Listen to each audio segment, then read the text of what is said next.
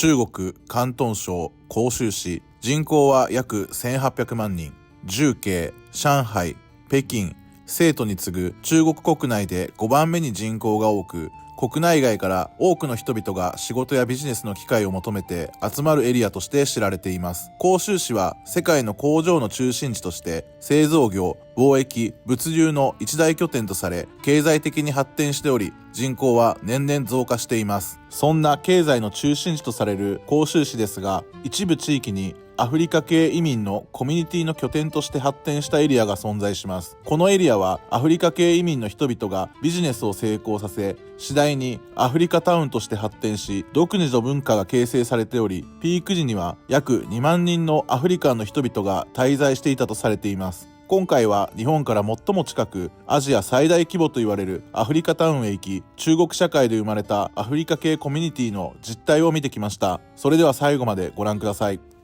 突然なんですけど、今私はね、上海プードン空港にいます。で、エアチャイナの今、ラウンジでね、待機してるんですが、この動画はね、広州での、撮影の動画でちょっと行こうと思ってるんですが、今ね、トラブルが起きてて、そう5時間ディレイしてるんですよね。本来であればね、広州に着いてる予定だったんですが、今回移動の様子は動画撮らない予定だったんですけど、ちょっとあまりにも今やることがなくてですね、はい、ちょっと待機してるんですが、はい、あと1時間ぐらいしたらもう飛行機飛ぶみたいなんで、はい、それで広州に行きます。今回ね、この動画のメインは広州に着いた後ですね。今日もう夜になっちゃうんで翌日なんですが、今ね話題になっているその中国のアフリカ問題っていうのがありまして、で広州にはですね、この動画のタイトルにもなってると思いますが、日本から一番近いアフリカタウン、中国の中にですね、広州市の中にですね、アフリカの人たちがギュッとねまとまって密集しているエリアがあるんですよ。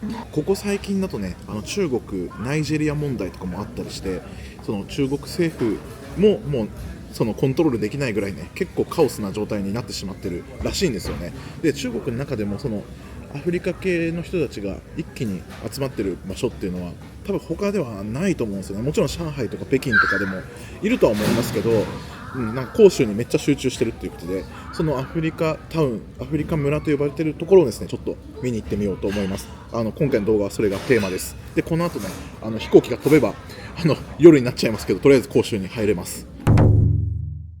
今回の移動はね、動画撮らなかったんですけど、そういう時に限ってですね、今トラブルが起きてて、で5時間遅れたんで、今ね飲み物とパンとお菓子もらったんですよ。でさらにねアップグレードされました。ちょっと座席はなんかスーパーエコノミーとか言ってましたけど、エアバス350なんですよね。めっちゃでかい機材で国内線なんですけど、これインボラですね。今回のね動画の趣旨とは違うんで移動編撮らなかったんですけど、そういう時に限ってなんか撮っときゃよかったなと思いますね。いやー、座席はこんな感じ。プレミアムエコノミーですね。スーパーエコノミーって242の広めのエコノミーになりました。ビジネスが良かったなまあいいや、広州まで2時間ぐらいです。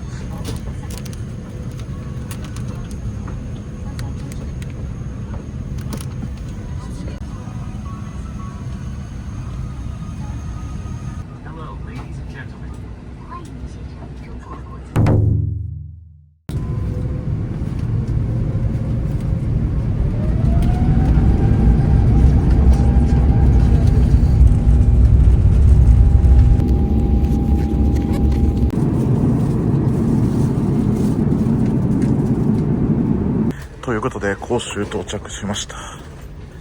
だいぶ遅くなりました。もうこのままホテルへ直行します。広州の空港すごいな。またね後日戻ってくるんですけど、はい、とりあえずもう疲れましたわ。すごいな、なんかカオス状態だな。くしゃくしゃだわ。もうクラクション鳴りまくり。一気に中国に来たって感じがする。これは自分が廃車した車を探すのも大変ですね。すごいな。ようやく車が見つかりました。すごいカオスです。ここからね街の中心部まで36キロあるんですよね。結構遠いです。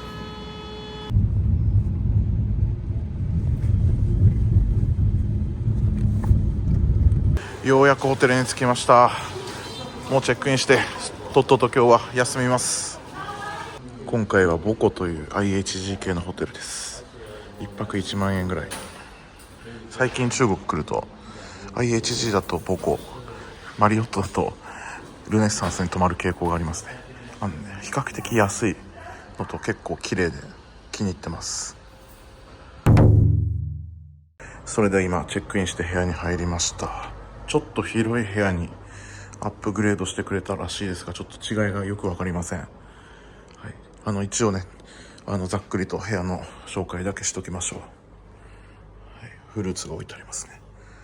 あとなんかね、夜遅い到着だったということで、なんかあったかいスープをプレゼントしてあげますって言って、もう部屋に置いてありました。今までそんなことされたことないですね。あったかいスープで、キングサイズベッドで、お水で、ミニバーを無料にしてくれました。チンタオビールとかスプライトとか、これもなくなったら1日1回補充してくれるらしいです。あとバスタブはない部屋って言ってましたね。でも全然なんか綺麗で広いですよね。これ洗面台、アメニティもある。トイレはこんな感じで、シャワーだけでいいですね。全然、はい、もう素晴らしい部屋です。これで1泊1万ぐらいですね。はい、朝食はついてないですね。私ダイヤモンドじゃなくなったんでプラチナメンバーなんで朝食は無料じゃないですけど、はい、こんな感じでした。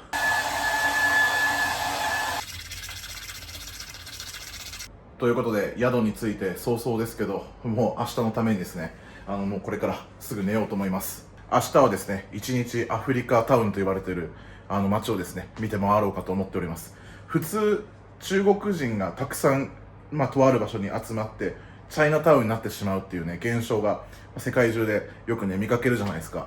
これ逆ですからね。中国でまさかのアフリカの人たちが集まりすぎてアフリカタウンがあるって逆転現象面白いなと思ってね、今回取り上げるんですけど、ちょっと明日ねその辺をじっくり見ていきたいと思います。それでは今日はこれで寝ます。おやすみなさい。おはようございます。翌朝になりました。それでは早速なんですけど、今日一日ありますので、今からですね、先ほど説明した通り、中国のアフリカタウンと呼ばれるね、街がこの広州にあります。でそちらをね、ちょっと見に行こうと思っておりまして、そのアフリカタウンなんですけど、おそらくね、このアジア地域最大規模だと思います。中国で一番というか、このアジアで一番ぐらい、アフリカ系の人々が集まってると。なんでかっていうと、いろんな理由があるんですよね。全部私が網羅して知ってるわけではないですけど、この広州っていうのはね、中国のデトロイトと呼ばれてるわけですよ。日本でいうとトヨタとかね、あと他の自動車メーカーとか家電メーカーとか、もういろんな日系企業もそうだし、他の外資系のドイツの、会社とかも含めてですね、生産拠点とか、あと開発拠点があったりするんですよ。だからそこでいっぱい外国人労働者がいてですね、中国ね、めちゃくちゃ人口いるから外国人必要なのって思うかもしれないんですけど、それでもね、出稼ぎで来る人たちが多いんです。で、特に、最近中国はアフリカに影響力強く持ってますから、そういった絡みもあってね、一極集中で、この広州にアフリカ系の人たちがいるという特殊な状況があって、で、中国の中でも結構今問題が起きているというところに、ちょっと切り込んでね、入っていこうかなと思います。なかなかこんなことやってる日本人いないと思うんですけど、おそらくね、これ結構再生されるんじゃないかなと思っております。なかなかすごい状況だと思いますけどね、先ほども話したと思いますが、世界中でチャイナタウンっていうのがあって、中国人がね、外国に集まって、その街を形成するみたいなことはあるんですけど、その中国の中で、その逆転現象が起きてるっていうのは、ちょっと興味深いっすよね。いろいろごちゃごちゃ喋ってもあれなんで、先に皆さんに見せた方が早いと思いますんで、実際に行ってみたいと思います。今からホテルを出て出発します。それではですね、ホテルからそのアフリカタウンまで移動します。で、今回ね、泊まってるホテルボコなんですけど、ここ結構当たりでした。中心部だし、目の前コンビニだし、カフェもあって、移動に便利そうですね。はい。今はもうディディで直接行っちゃおうと思いますが、こっからね、8キロぐらい離れてました。はい。じゃあ行きます。結構人もいっぱいいますね。すぐに来ました。プレミアだとすぐ来るな。これです。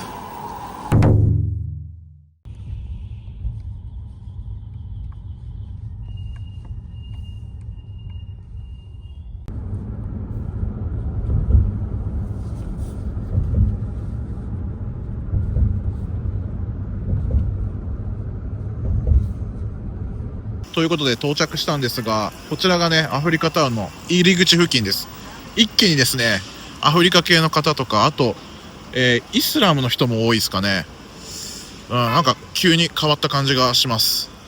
すごいもう行き交う人たちが中国人もいるけど、アフリカ系の人たちが多いですね。こんなの見たことないです。中国であんま見たことないですね。ヨーロッパとかだったら移民の人たちいっぱいいますけど。とりあえずこの先どんどんちょっと歩いてみましょうか。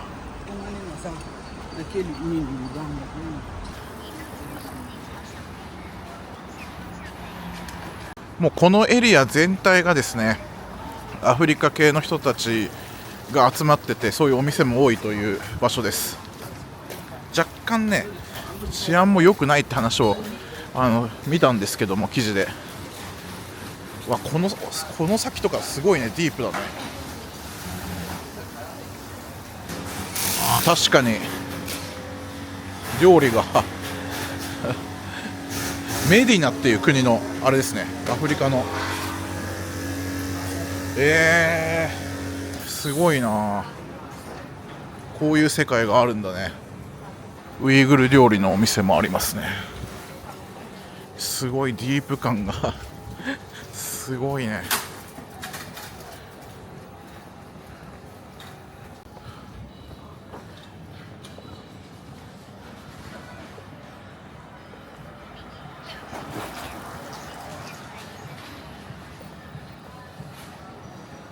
猫ちゃん。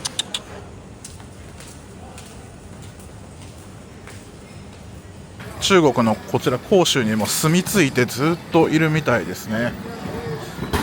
あんまもう仕事もないのかもしれないですね。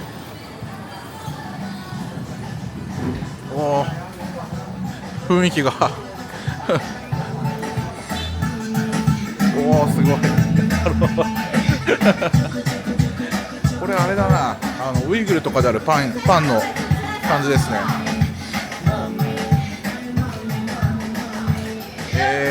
これサモサじゃないかな。ここはあれですね、ウイグル料理ですね。ちょっとなんか変わったもの食べてみましょうか。もう匂いが違いますね。香辛料がどちらかというと中東っぽいというか、この辺ウイグルゾーンなんかな。これも新疆って書いてあるね。そうなんだ。この辺ウイグルのやつが多いな。これ思いっきりウイグル料理ですね。これピロフだと思います。はい、すごいな。ラグマンとかもありますね。これもピロフですね。今年の5月にですね、私のチャンネルでもウイグル行っておりまして、動画出してるので、気になる方は見ていただければと思います。ウイグルの街の匂いがします。羊肉の串焼きのお店、すごい密集したアパートがすごいです。数がもう通りすがる人がやっぱりね、アフリカの人が多いですね。これでもかってぐらい皆さんアフリカの系の人です。やはりすれ違う女性の人、外を歩いてる人たちはみんなヒジャブでしたっけ、スカーフみたいなのを頭巻いてますね。一応マップアプリで見る限りはこの辺りが一番のアフリカタウンの場所ですね。でもウイグルの店が多いな、アフリカのお店というよりも。この先の奥の方にですね、もうちょっとそのアフリカ色が濃いというか、その密集している場所があるっぽいんで、ちょっと歩いて見ていきます。ここはやっぱりさっきも言ったけどウイグルのお店が多い、新疆のなんかお店ですね、レストランとかで。歩いてる人はアフリカの人結構いますけど、ただあんまりお店的にはって感じですね。もうこの辺たまり場みたいになってますね。このチャイナアフリカショッピング。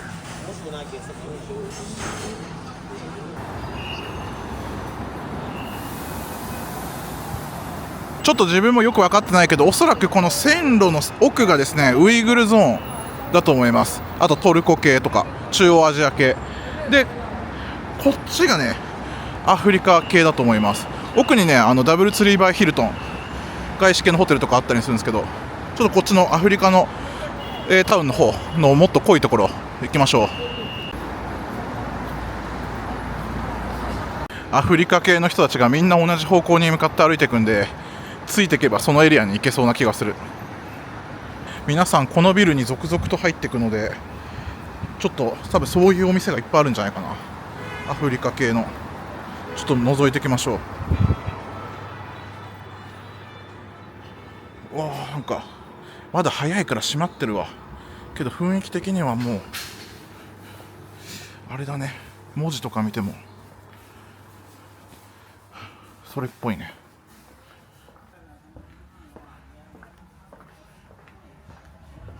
すげえディープだな。もう匂いが全然違う。もう服とかももうこれ完全にこっちのね中国の服じゃないもんね。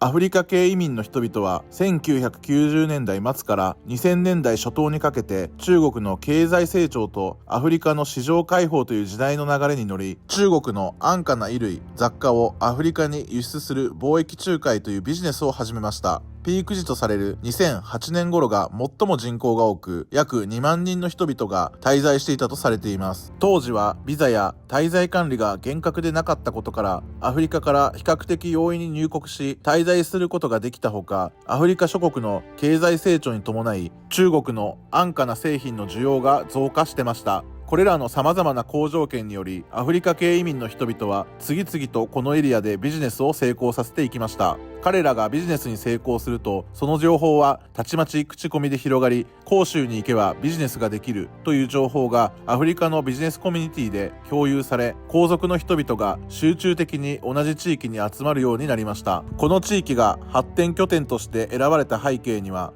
広州市中心部に比べ家賃や生活コストが比較的安価であることに加え、広州の港や空港といった海運・空運の双方からアフリカへの輸送ルートが確立されているという地理的な優位性など様々な好条件が重なった結果、このエリアはアフリカタウンとしての拠点として発展していきました。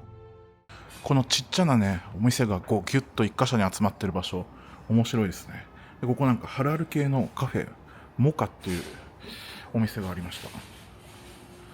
完全にこれそうだね、これ動作とかはちょっとあれかもしれないけど、あとこういうなんだろう、コロッケみたいなやつとか、名前忘れちゃった。はい、ひよこ豆のやつ、昔なんかよく食べたけど。あと下がサモサですね。下もこういう感じだ。シルクワックスとか書いてあるけど、ちょっとアフリカ行きたくなりますね。密集してるんだね。すごい密集してますね。VPN を開通するSIM カード売ってたりとか。アフリカ系の人しかいないな。すごいですね。独特な世界観だな。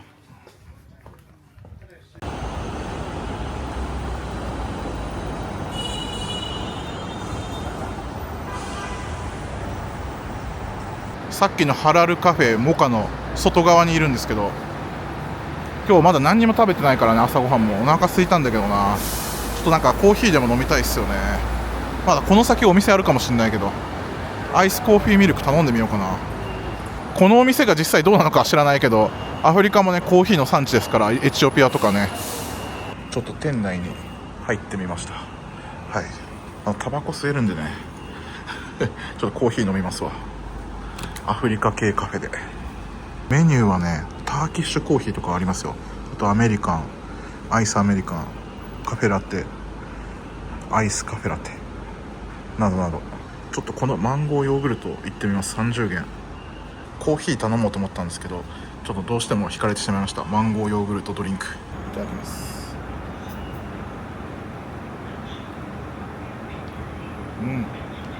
めちゃうまいわ。マンゴーは濃いですね。どういう風に作ってるか知らないけどここまでねアフリカ系の人たちが街中にこんなにたくさんいるのはちょっとあんま見かけたことがない、そのアフリカ以外で。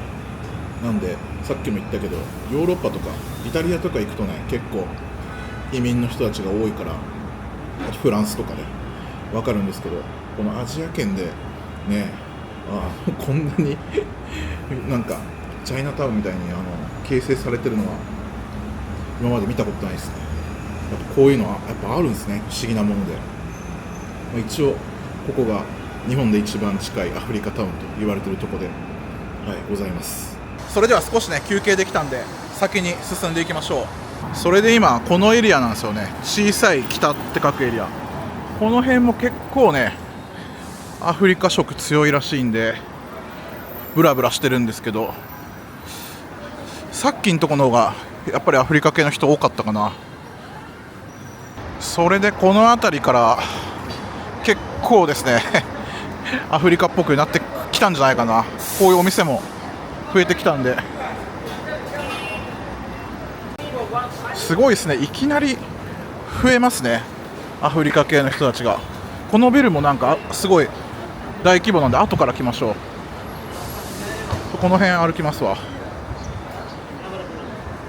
さっきちょっとね離れただけでは全然いなかったんですけど、やっぱもう住み分けができてるというか、すごいな。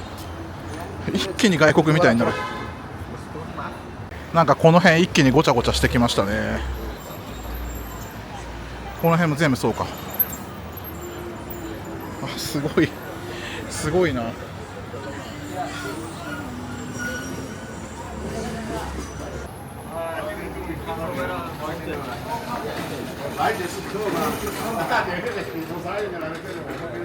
やたらシムカード屋さんとかスポーツユニフォームのお店がいっぱいありますね。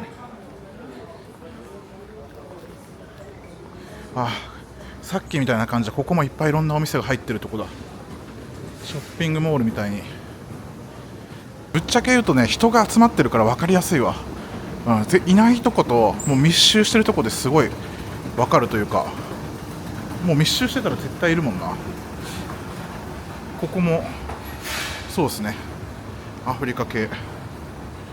やっぱアフリカサッカー好きだから、これよくわかんないどういう宣伝でやってるのかわかんないサッカーの有名選手の写真とかがやたら飾ってあるし、ユニフォームも、あるね。なんかいっぱい売ってるわ。すごい、なんか荷物をアフリカに送るんですね。この国がもうわかんないわ。コンフォートカーゴしか書いてない。基本的にアフリカの人たちめっちゃいい人多いから、去年ね南アフリカとかザンビアとかいろいろ行きましたけど、なんかもうそろそろもう一回ぐらい行きたいですね。結局全部チャイナの国旗になっちゃうんだ。なんか違う気がするけどな。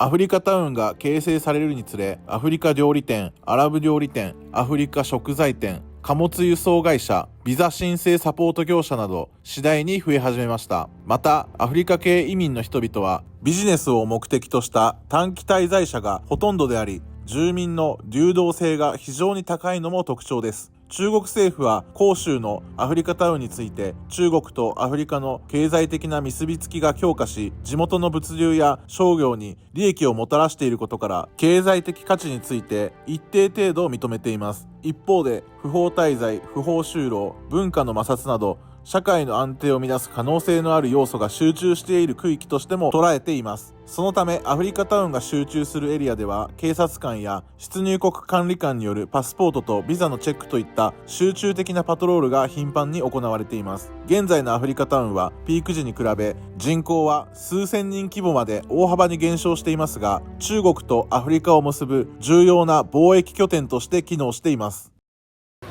この辺やたら多いですね。やっぱ仕事でなんか買い付けとかいろいろ来てるらしいんですよね、アフリカの人たちが。だからそういうお店が密集してるんだと思うんですけど、靴とかさ、服とかいっぱい買い付けに来てるんだろうね。貿易とか、さっきの何でしたっけ、物を送ったりする物流の会社とか多いですね。ここに来られてる方のね記事とか結構最新のやつも多くて、やっぱり夜はね一人で歩かない方がいいっていうことをよく書かれてました。女性は特に。自分は多分大丈夫だと思いますけど、しかも昼間来てるんでね。でもそんなことどうなんですかね。でもナイジェリア問題ありますからね、今中国が抱えてて手に負えないっていう感じらしいんで、お気をつけください。中国人がアフリカの人に物乞いしてますね。わあすごい、ここもあれですね、ホテルとお店が一緒になってるわ。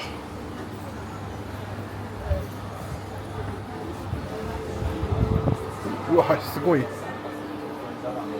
な、すごい数ですね。人がめっちゃ多い。多分上もさっきと同じような感じだと思うので一応見ときますか。ちょっと暗いんだよね。ちょっと暗いから怖い。同じだな、さっきと。服屋さんばっかり。こんな感じですね。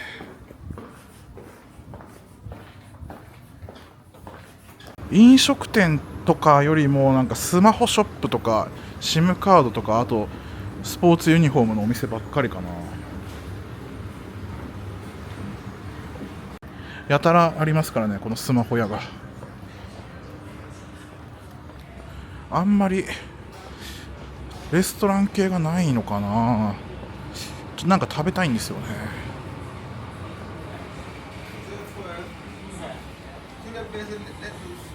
これ見ると分かる通り、この布の生地とかをすごい卸してる問屋とかが多くて、このビルにも入ってるんですよね。で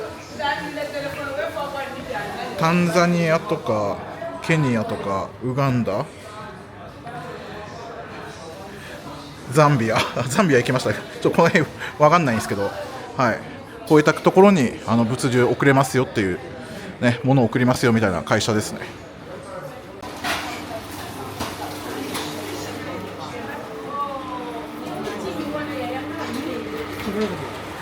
多分ね、このエリアどこも同じ感じ。服屋さんかスマホ屋さん、あと材料、生地とかボタンとか糸とか、そんな感じですね。はい、もうどれも一緒な感じです。あとはですね、結構話しかけてきますね。でアフリカ系の人たちね、いい部分があって、英語ができる人たちが多いので、俺は全然そんなペラペラではないですが、中国人の人たちよりも英語で意思疎通がしやすいです。大体どこから来たの分かるんですね。僕が日本人だっていう、その中国人じゃないっていうのが、それがすごいなと思いました。ヨーロッパとかね、あとアフリカ系の人たちなんか、韓国人も中国人も日本人も多分見分けつかない人が多いと思うんですけど、今ね2人かに声かけてられたんですけど、その人たちはそうやって言ってきたから分かったんでしょうね。この辺見てたらやっぱもう中国じゃないみたい。看板とか感じだから中国だけど、あとインド系も結構多い。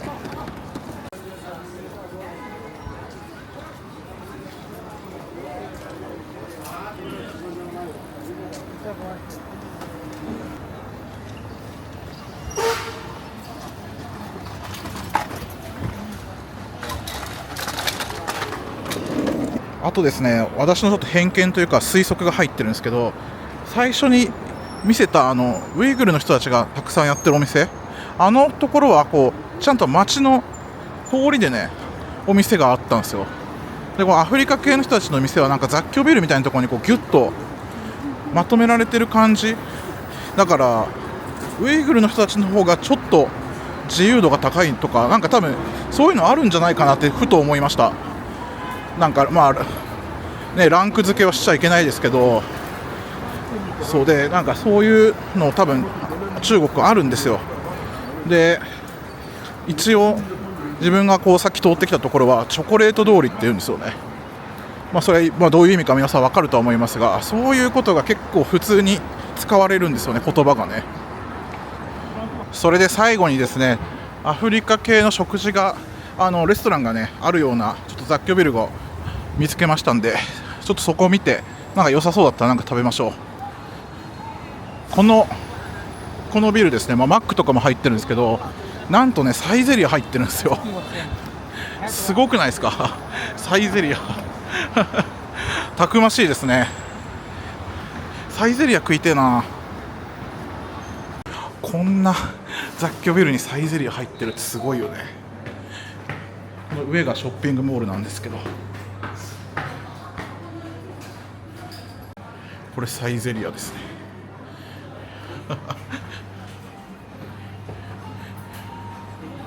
あ、結構お店あるわ。他のいいですね。ちょっとサイゼリア見ときましょう。すげえ。昔ね、中国で中国ではなかったかな。シンガポールと台湾で食べて、中国ではサイゼリア入ってないわ。サイゼリアありだな。思い出しました。普通に食べたことあるわ。中国どこで食べたっけ。南京かなんかで俺食べましたね、サイゼリア。イカスミパスタ15元300円ぐらいです。一応ミラノ風ドリアみたいなやつもありますね。ちょっとアフリカとは全然関係ないですけど、ステーキいいね。これで59元60元ぐらいか。まあまあする。デザートも充実してますね最悪サイゼリアにしよう。もちろん服屋さんとかもあるし、なんか家電のお店とか結構あったりしますね。こっちの方がいろいろお店があっていい感じ。なんかバンコクの MBK みたいです。なんか奥レストランですね。ここが一番品揃えが良さそうなモールですね。マックとかもあります。東芝のエアコンとか売ってますね日本のやつだよね。とにかく広いわ。ちょいちょい飲食店が混ざってるのがいいですね。全部服屋さんだとつまらないんですけど、とりあえず一通りこのモールを一周したって感じですね。1階から3階までで、上がホテルみたいな感じですね。それじゃあせっかくなんでアフリカ料理食べますか。あんまりちょっと気は進まないんですけどサイゼリアの方が正直言うと食べたいんだけど、2階にあったんで行きましょう。会話が全部中国語じゃないですねそれも面白いね。アフリカの何の言葉かは分かんないけど、この中で食べてみましょう。ということで店内入りました。店の中ね、アザーンが流れてますね。で今お前どっから来たんだって言われたから、日本って言ったら固い握手をオーナーみたいな人にされまして、こういうブリトーというかケバブみたいなやつかな。なんか平たいね、ナンみたいなやつを皆さん食べてるんで、それ食べたいっすよね。もう何料理か、アフリカ料理なのかな、わかんないっす。お店の人にねおすすめを聞いたらこれだって言ったんで、これとこのナンみたいなやつ頼もうと思います。エッグプラントオーブンチキンって書いてありますね。でこれが50元で、パンがでかいのが10元、小さいのが5元ですね。このお店の働いてる人は半分ぐらい中国人、半分ぐらいアフリカというかトルコっぽい人です。トルコ人っぽい感じ、で全部ね英語でオーダーできるんでめっちゃ楽です中国なかなか英語でオーダーするのむずいんですけど、めっちゃ楽。簡単な単語でこれとこれとこれって言うだけで OK ってやってくれるから楽でいいです。すごいね、日本人超ウケますよ。だ食べてる人も中国人いないもん、全員アフリカの人、その中で一人ポツンといますし、でもめっちゃ歓迎をしてくれるね、なぜか大体握手されるっていう。あとはこの水が置かれましたけど、多分これ有料ですよね。すごいな、店内すごいです。いい感じですよアウェー感があります。汚れてもいいように最初からビニールが引いてあって、食べ終わって片付けるときにこれごとまた張り替えるみたいな感じですね。どんどんお客さん増えてくるな。今時間が12時半ぐらいだから一番忙しい時間かもしれない。パンパンですね。やばいぐらいでかいわ。すごいみんなこうはみ出たやつをこうしてるね。あ、こうやってバリバリになるからこのビニールが役に立つのか。であとこのなんだろう、これ一応チキンだけどなんか絵と違うな。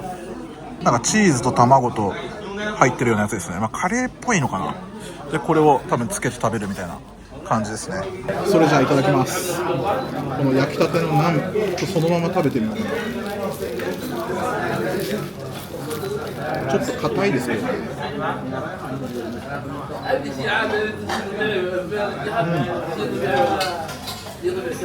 これだけでも結構美味しい。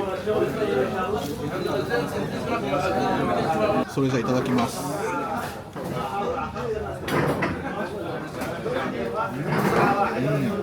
結構味が薄いですね。もっと辛いのかと思ったけど、あとナスがいっぱい入ってる。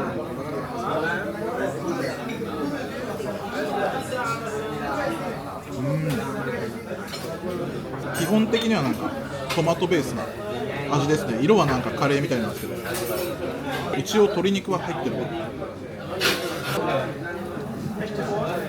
ただきます。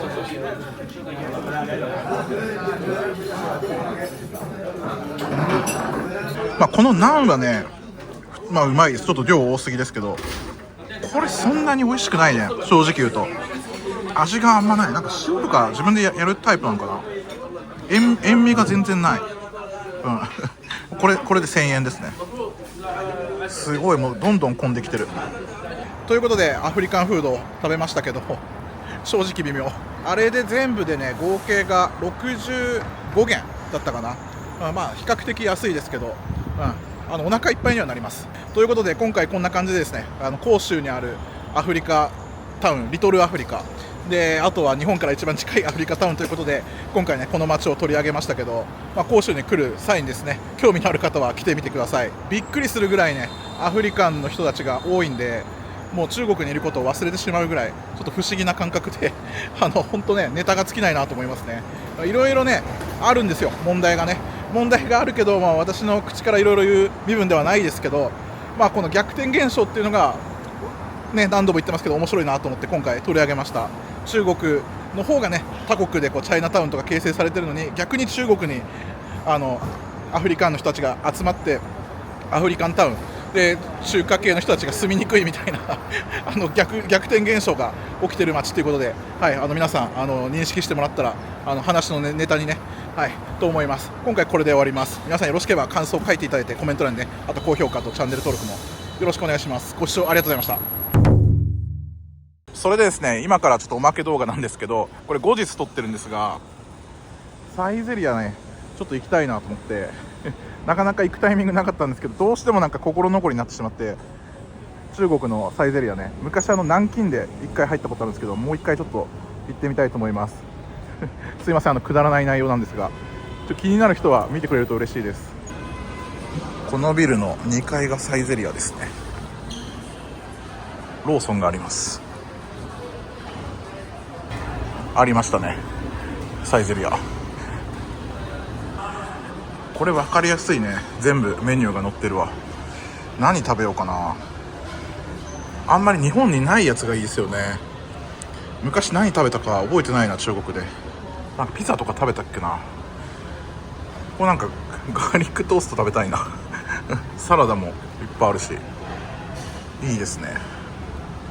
こんな感じ。これミラノ風ドリアなのかな。ミートソースドリアって書いてある。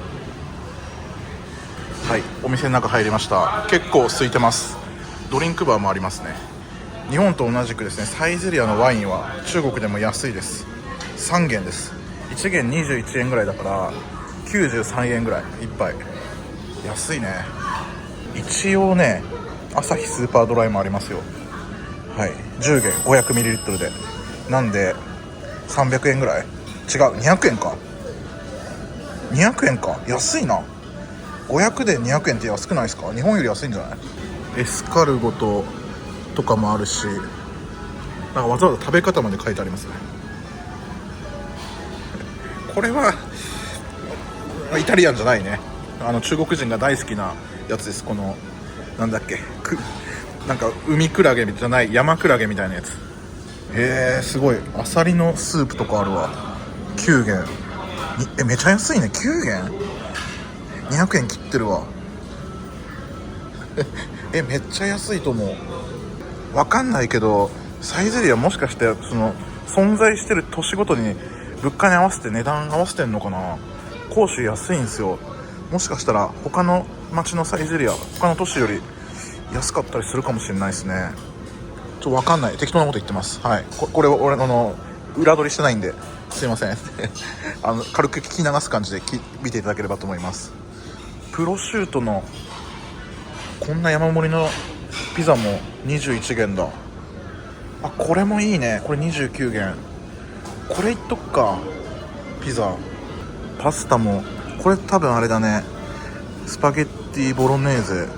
なんか色がトマトっぽくないけど、でも18元とか。基本パスタ18元が多いですね。ちょっと高くて22元とか。この辺だと全部15元ですね。15元300円ですね。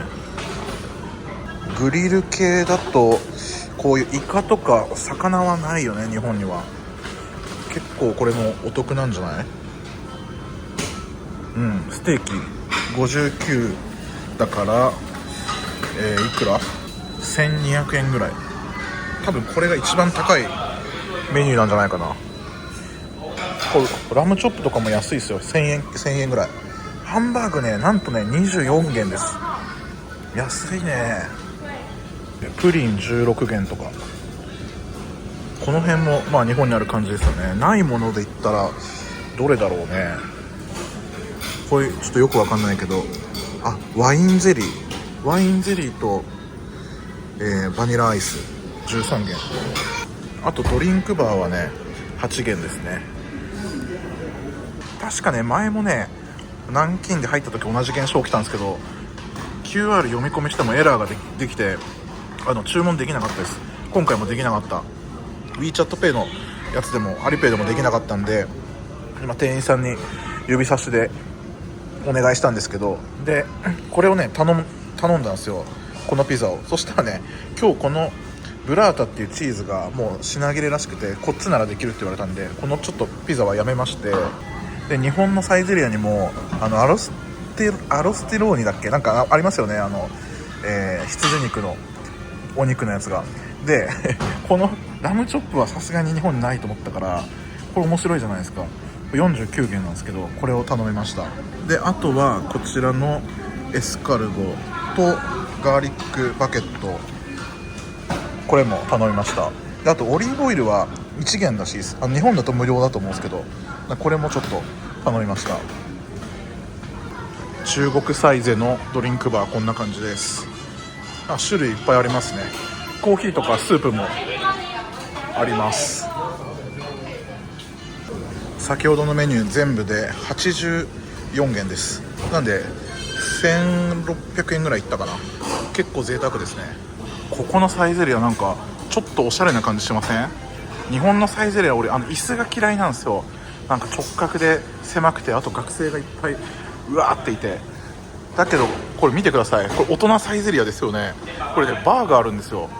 こんな感じでちゃんとね窓側の景色も見えるような席もあって、なんか大人が心身食べてます。これ大人サイゼリヤだ。アダルトサイゼリヤ。以前に私のね YouTube ライブでだいぶ盛り上がったんですよ。サイゼリヤ好きな人多いんだけど、行きたいんだけどファミリーとかあと学生がいっぱいいてちょっと敬遠しちゃうみたいな、静かに食べれないしちょっと民度が低いっていうので、日本のサイゼリヤのこうなんていうんですかね、こうちゃんとしたファンがいるんですけど、そういうところで避けてしまうみたいな。味は好きなんだけどちょっと抵抗があるっていう人のために値段をね上げてもいいからファミリーと学生禁止の大人サイゼリヤを作るべきだっていう話をして盛り上がった時があったんですよ。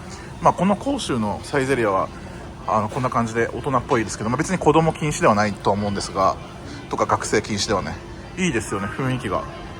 ちょっとやってほしいですよね、日本でも全品100円とか200円値上げとかしてもらっていいんで。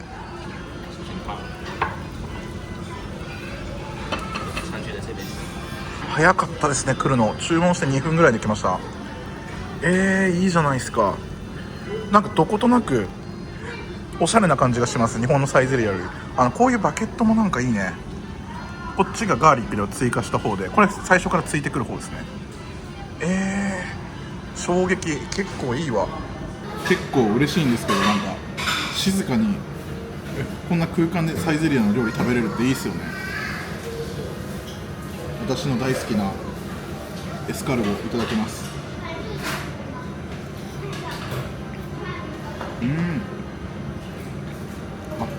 普通にうまい。バケットに乗せて、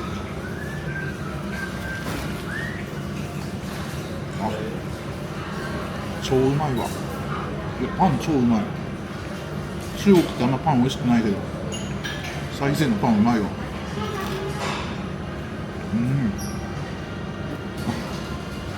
超うまい自分はね、このガーリックトースト、昔ねサイズでもあったんですよ、バケットみたいなやつが。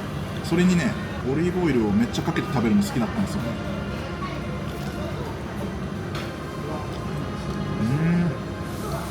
美味しい。それでメインのラムチョップですね。ちゃんと日本と同じようなスパイスの粉ついてきてますね。これやってほしいですね、日本で。できないのかな。中国はやっぱ羊食べる人たち多いからさ、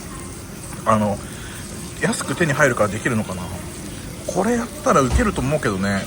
それこそ大人サイゼリヤっていうコンセプトでこう住み分けしてこういう商品を出したらいいんじゃないですか。49元ですよ、これで1000円いってないんですよ。すごいよね。すげえうまそう。すごいスパイシーな香りですね。結構地味にね付け合わせがいっぱいついてるほうれん草、コーン、ポテトですね。すいません、ラムチョップなんで手でいかせていただきます。焼きたてですよ。結構でかい。いただきます。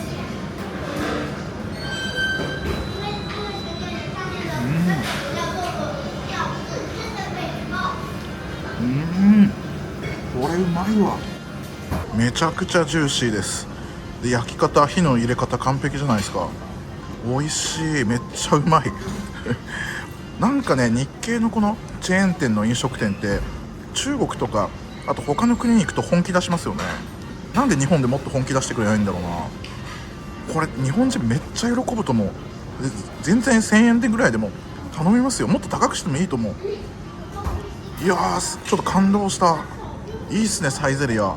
もう中国旅行結構ハードル高いんですけど、いろんな細かな部分でね。でこういうことあるんで面白いんですよ。味変もしやすいですしね。タイのバンコクもね豊富なんですけど、でもスシローはちょっとタイで頑張ってますけど、サイゼないじゃないですか。もう俺いつも言ってますもん。タイであとサイゼリヤがと松屋ができたら完璧なのにって。うまいわ、最高でした。来てよかった。皆さんちょっとおまけ動画なんですけど、はい、最後まで見てくれてありがとうございました。はい、これ食べて終わりのだけなんで、特にこの先はもうないんで、はい、今回ねこんな感じで動画をお届けしましたけど、よろしければ皆さん感想コメント欄に書いていただいて、高評価とチャンネル登録よろしくお願いします。ご視聴ありがとうございました。